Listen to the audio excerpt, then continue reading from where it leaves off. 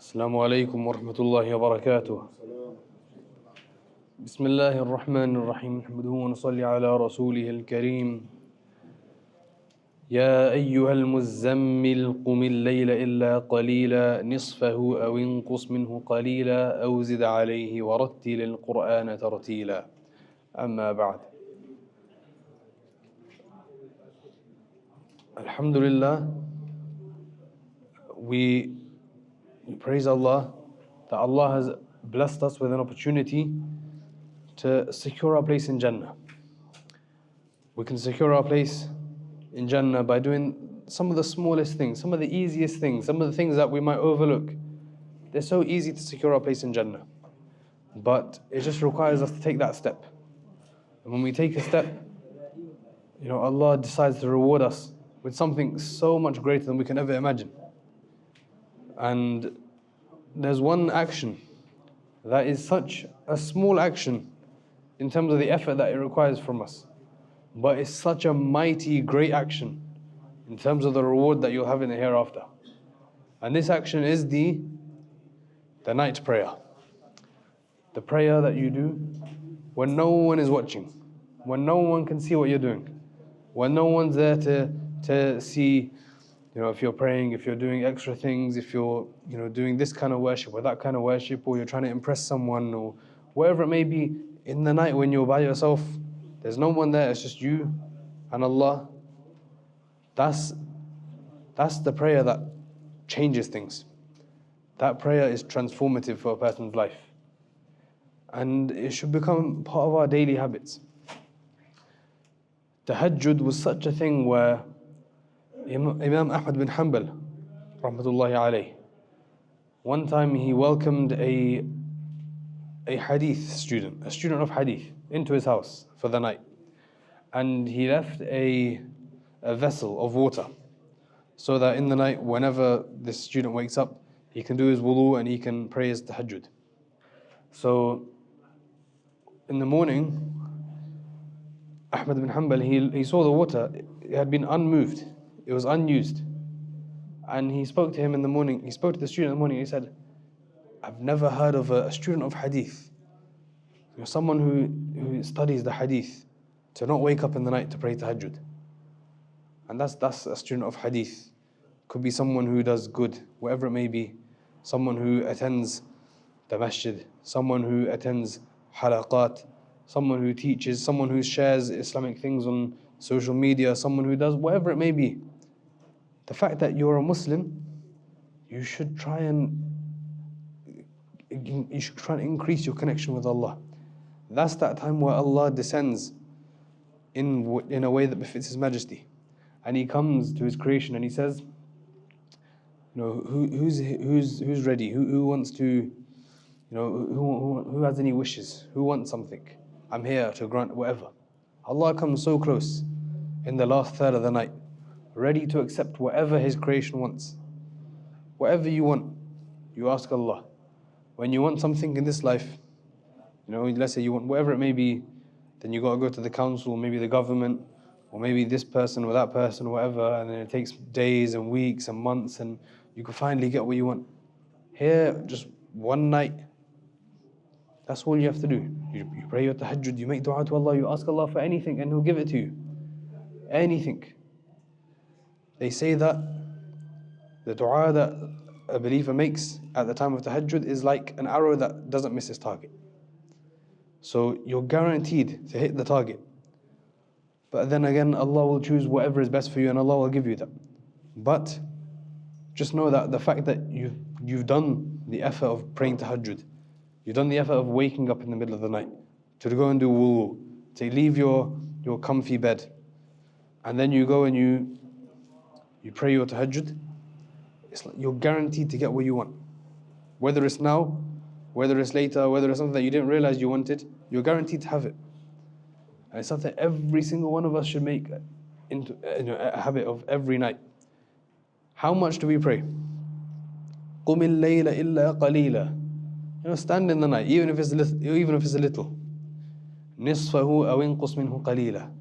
Whether it's half a night, whether it's a little bit less than half, أَوْ زِدْ عَلَيْهِ or even more than that, whatever it may be. Less, fine. The same as half a night, fine. Most of the night, fine. Whichever you want to do, it's fine.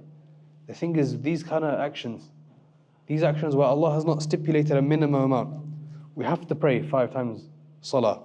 We have to give a certain amount of zakah. We have to fast certain days.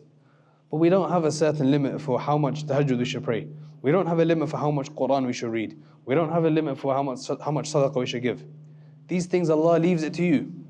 Allah leaves it to you completely, so that if you're someone who truly wants to do good, if you're someone who is not just doing good just because you have to do good, okay, because when things are the case where you have to do it, you know there's a punishment if you don't do it.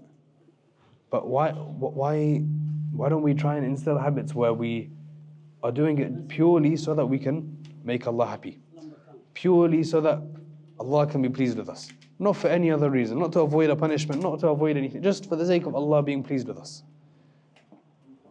And praying tahajjud is one of those things where when it becomes a part of your daily habit, it keeps you away from sin. Okay, there's a hadith where Rasulullah sallallahu alaihi wasallam, he said that when you pray tahajjud, it's doing the practice that the righteous before used to do as well.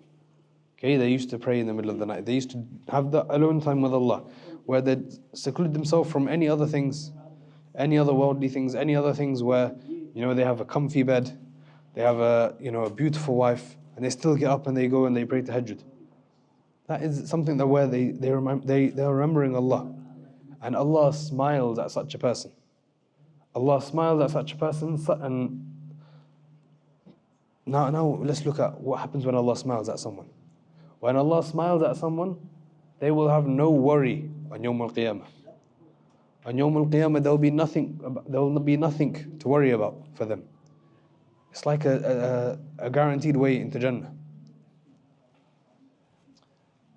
When you pray your tahajjud, not only is it the things that the righteous people used to do, it keeps you away from sin. Okay, it erases sins, it keeps you away from sin as well. Okay, whatever sins you might have had, okay, it wipes them out. It purifies yourself.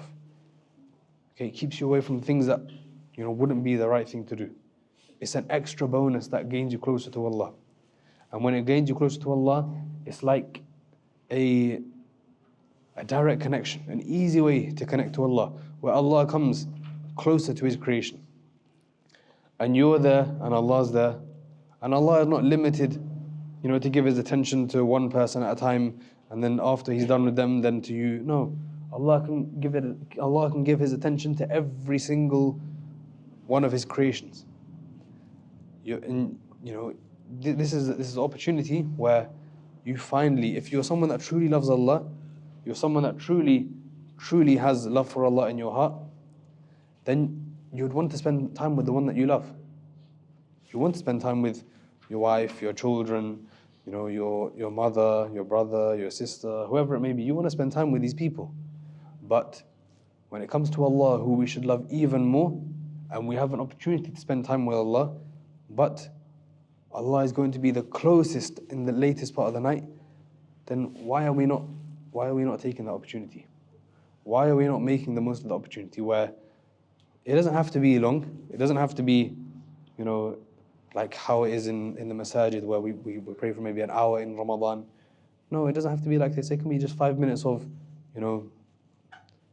short surahs. I'm talking maybe even Qul Huwallahu Ahad even. We know that the reward of reciting Qul Huwallahu Ahad is like a third of the Quran. So imagine every single night you get the reward as if you've recited a third of the Quran. The reward at this time of the night is so easy. It's so easy. Allah tells us to recite Quran as well in this time of the night. قُمِ اللَّيْلَ إِلَّا قَلِيلًا نِصْفَهُ أَوْ انقُصْ مِنْهُ قَلِيلًا أَوْ زِدْ عَلَيْهِ وَرَتِّلِ الْقُرْآنَ تَرْتِيلًا. To recite the Quran in a way where it's slow, it's measured, it's precise, it's as best as we can do. Our best effort that we give to the Quran. Whether that's in your salah, whether that's separately, the key thing is to recite some Quran. whatever you've memorized, it's a good opportunity for you to recite that in that salah. Because it's a nafil salah. If you make a mistake, no problem. It's okay. If you don't make a mistake, then you get to revise everything that you've covered before. And you get to become from among those that when you recite 10 ayat in the night prayer, you will not be from among those that are heedless. Okay, you will not be from among those that are careless, and you won't be from among those people. And if you recite 100, then you'll be from among those that do good. And if you recite 1,000, then you will be from among those that have good deeds piling on top of each other. So many good deeds. But 1,000 ayat is not a lot, by the way. It seems like a lot. It's not that much. The last two juz tabarak, juz amma, is about 1,000 ayat, roughly. So even if you were to recite that, whether it's however many rak'at you want to do, no problem. But the key thing is have a regular amount that you read. Read at night. Whether it's in the salah, whether it's outside the salah, make sure that reciting is part of your habit. Okay, Inna Quran al-Fajri kana mashhuda. That when the Quran is recited at daybreak, the time where it's Fajr, just before that even. This is a recitation that will be witnessed. This is something that will not go amiss. It will be recorded. It will be a source of reward for you. Rasulullah ﷺ says that the Quran will be an intercessor for its companion. Okay, it will come on Yawm al-Qiyamah as an intercessor for its companion. Now imagine if you have the Quran interceding for you. You have the word of Allah interceding for you for all of the sins that you've done, for all of the problems that you've caused, and all of the things that you've messed up. The Quran is there to intercede for you. The Quran is there to take care of you. But only if you're its companion. If you're not a companion of the Quran, if you're not someone who engages with the Quran, if you're someone who recites the Quran so that people can say, wow, this person's amazing, he can recite in so many different ways and so beautifully and all these kind of things. This is the kind of person where if that's your reason, you'll be the first to enter Jahannam. But if you're reading it at night when it's quiet, when no one's going to see what you're doing, when it's just you and Allah, and you can recite in your nice voice where everyone's asleep, no one's going to hear really, then this is like, this is so rewarding. This is one of the greatest rewards you can have. And this is one of the greatest ways you can build that connection with the Quran. You can become a companion of the Quran, and you can truly, truly gain your closeness to Allah. It won't take long. It can take as little as 5-10 minutes. 5-10 minutes of your sleep. You wake up in the night, you pray your tahajjud. Even if it's after Isha. Even if it's straight after Isha, you just pray 2 rakat. And you make a proper dua. This can be done so easily, without any difficulty. It's so easy to do this. But how many of us actually do this? How many of us want this connection with Allah? Because if we say we love Allah, then let's show it with our actions. Actions speak louder than words. And every one of us can profess and say we love Allah more than we love our children, our parents, our wives, our siblings, whatever it may be. All of us can say we love Allah more than this, but do our actions say the same? This is something we have to think about. It's something we have to realize. We need to be doing more. We need to be doing more. We need to be... It's not going to be something direct one day. One day you pray tahajjud and suddenly you're closer to Allah. No. Start off with 2 rakat. Start off with baby surahs. Simple surahs. قُلْ هُوَ اللَّهُ أَحَدٌ إِنَّا أَعْطَيْنَاكَ الْكَوْثَرَ. And it's something so simple. Start with something that'll take you such a little amount of time. And build it on from there. Become among those people that are not heedless, that are doing good, that are there piling up their good deeds. When you pray tahajjud, Allah puts barakah in your life. Allah makes things easy for you.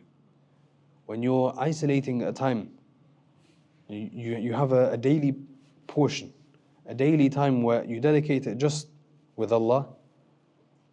What can be better than that? Sleep? Sleep's not better than that.